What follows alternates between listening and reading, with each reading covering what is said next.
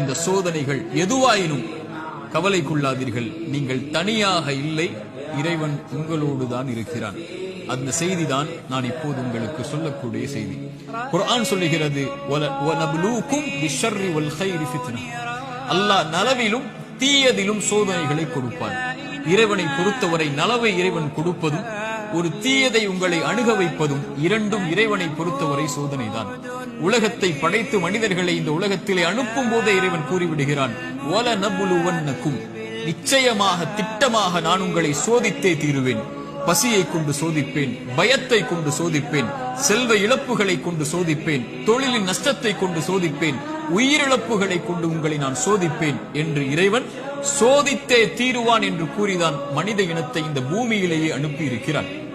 இந்த பூமியிலேயே சோதனைகளில் இருந்து நீங்கி ஒரு சமூகம் வாழ வேண்டும் என்றால் அவர்கள் யாராக இருப்பார்கள் தெரியுமா?